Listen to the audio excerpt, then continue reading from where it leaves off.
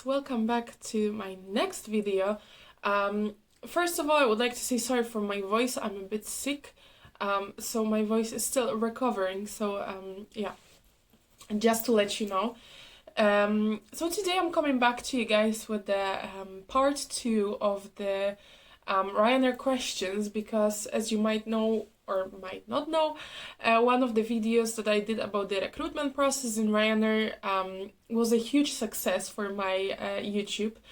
So I'm doing part 2 where I'm going to answer some of the questions that I already answered, but I will answer them in a bit of like deeper, you know, if you know what I mean, because now I don't work for Ryanair anymore, so I can tell you a bit more, and then I'll be very honest with you and I will tell you about the pay as well. So I think very nice video for you, well, of those you guys who would like to work for Ryanair, because they are hiring a lot right now. So I will start some questions about the interview. There is a lot of questions about interview, and it's understandable. People are nervous and stuff like this, so they want to know as much as they can. So there was a question, I'm gonna read it here from the other phone. In the interview process, by any chance, do they ask questions regarding your trainings? Example, how would you conduct a certain briefing, or how would you do this and that? In my on my interview, there was no such a question, at least to me, because I was new to the flying industry and stuff like this. Maybe if they know that you have any like previous experience flying and stuff like this, they might maybe ask you, but for me they didn't ask me, just because it was my first time in aviation. So you know, I didn't have a clue about briefings, safety briefings and stuff like this, so they just gonna ask you, you know, questions basically about yourself, unless you have some experience, you know, with the flying and stuff like this, then they might ask you that. Then we've got the next question. How many days until I'll be invited to the interview after I do my English test? So right now, the recruitment process looks a bit different as far as I know, just because of the, you know what. Previously you were doing the English test during the interview on the day, but now apparently it is online before you get to the interview stage, like in a hotel and stuff like this. So it depends from them, because you know, this company is not very precise in telling you how many days you have to wait for this, how many days you have to wait for that. It's very different, so I won't be able to tell you guys for how long you have to wait until you're, you know, you get to know how you scored in the English test, or if you did good in the interview. It just depends from them. In my case, it was just 1 day. I was waiting for the answer that I got into the training. Then few people were asking about the questions on the English test. And basically, there are like closed questions, which is like A, B, C, D, and it's like a, you know, a grammatic stuff. Like you have to choose what would you, in, you know, the past tense and stuff like this. You know, all those English grammar stuff. You just need to basically. I didn't prepare in any special way. It's just because I was learning English, you know, by speaking stuff like this. Maybe I know that my grammar is not perfect and I make mistakes still, but those questions there's on the English test, they were pretty like common, you know, the language that you use every single day, so you should know it from the top of your head. And there was also one open question, which was like an essay question kinda, and I'm seeing here that someone had a topic of the essay: describe to your friend your first day of working as a cabin crew. I'm not sure if I had the same one. I had a bit different one. It's, you know, it's a letter, it's an email sometimes and stuff like this, and they are not looking for like if you you know, write an email in a specific format, or a letter in a format that you need to follow.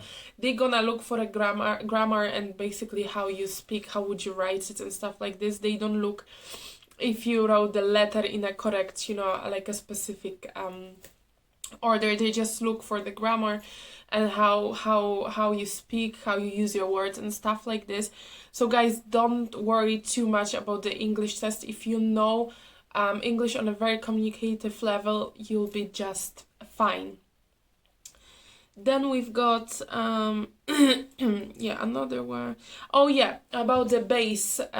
Because previously when they were recruiting me and my colleagues, we didn't know our bases until after the interview. I got the one day after the interview, when I got the answer, they also told me that you're gonna be based in Berlin and stuff like this. But nowadays, you can, for example, apply to UK bases only because of the Brexit stuff like this. You need to now have the special visa or a passport, be a citizen. So they are looking for people just for, UK bases. So it's now more predictable where you will be based.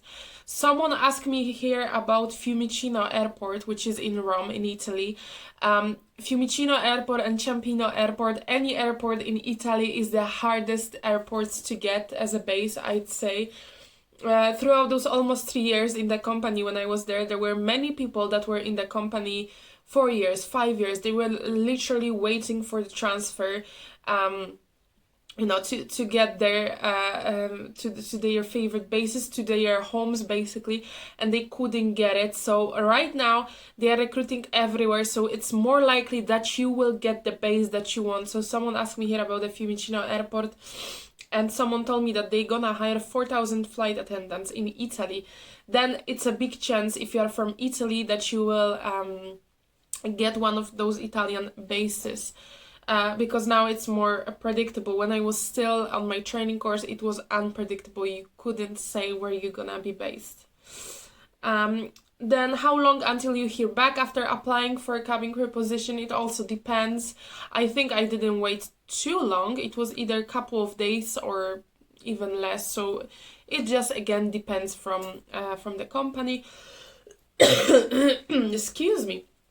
And now there is a question about Ryanair bus, which is the Polish part of the Ryanair bus. There is a bus which is Polish, there is Malta Air, which is in Germany and Italy, then Ryanair UK, which is in the UK, and then I think Ryanair DAC, which is in Ireland and other bases.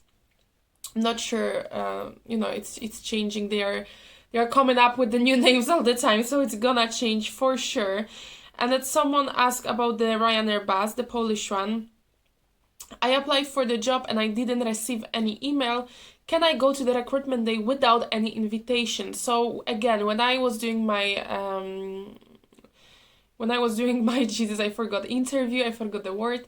Again, you had to have the email, you had to have an invitation, unless when you see advertisement that just come in for our open day, then you can just come in. If it says like apply online and then we might invite you, then you have to have the invitation with the specific time and stuff like this, unless it's like an open day. Then another question was working directly with Ryanair, being hired directly by Ryanair. As far as I'm aware, maybe it's gonna change, who knows. But when I was in the company, it's still happening, as far as I'm aware. You need to work for Crewlink or Workforce. There's no Crewlink anymore in UK. There is Cabin Crew International in the UK now. I think Crewlink is still in other countries, but here in the UK we've changed our contracts to Cabin Crew International. So you need to have first the contract with an agency for even a couple of years. Now I know that they are looking in the UK for the people to offer a Ryanair contract, which is direct employment with Ryanair contract. And as far as I'm aware, there's no, it's like forever basically, because when you are hired by the agency, it's usually 9-month contract. I had 9-month contract when I came here. It was with the Cabin Crew International. Then they offered me a 3-year contract with Cabin Crew International.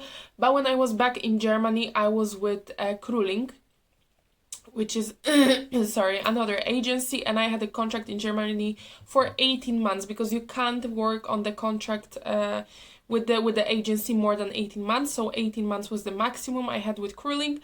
And then they could offer me direct employment with Ryanair, which was like forever basically. But you know what happened, and they fired me back in Germany, and then they rehired me in here. So basically yeah, you need to be hired by the agency first, unless there will be changes, because they are changing so much now. I'm not sure if those changes will be positives or not, but for now, I guess people are happy because they hired a lot of new cabin managers and new number ones. So a lot of people are getting promotions. They are not necessarily paid more than the usual junior cabin crew contract, but whoever prefers, whichever contract you can choose. You don't have to agree for the Ryanair contract if you don't like the conditions. Right now, let's speak about the maybe for some of you the most important part, for some of you the least important part. Let's speak about money.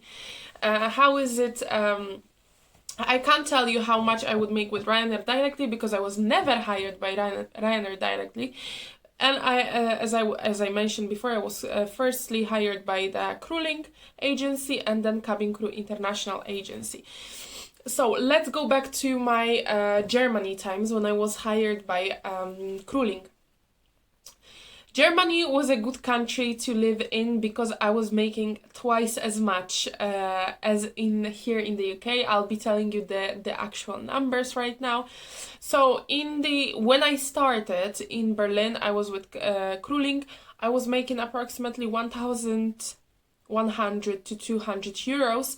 Then after sometimes we changed our contract to a German-based law, because the Crewlink contract was it was written with the Irish law. So we were making money as Ireland would tell us by Irish law. But then after, I'm not sure how long was it, after a year or so, they changed the contracts to the German law. We were making more because German law is very strict, which I very like about German law, and I think that's the only thing I liked about Germany. The law, employment law. I was making about 200 to 300 euros more, depends on the season as well. During summer, there were more flights, so I was making approximately 1,400 euros monthly in Germany after changing the contract to the German contract. Then I came to Then I came to UK in the middle of the what. There were no many flights. I was still grateful that they hired me because there was no other job for me at that point. So they hired me on a much lower, unfortunately, contract, and I was quite upset. That's why I also resigned, because some of the people that they were shorter in the company, like couple of months, they were making more money than me with the more experience and stuff like this. I was in a different base before, so I have more experience, but they were paying me still less than some crew that just joined. So in the UK, I was getting paid a basic salary, which was £600 and £5 per hour. And again, this is to your opinion, to your, if it's enough or not. If you're living with the family, maybe it's enough, because, it's a perfect amount to just pay some bills with them and stuff like this.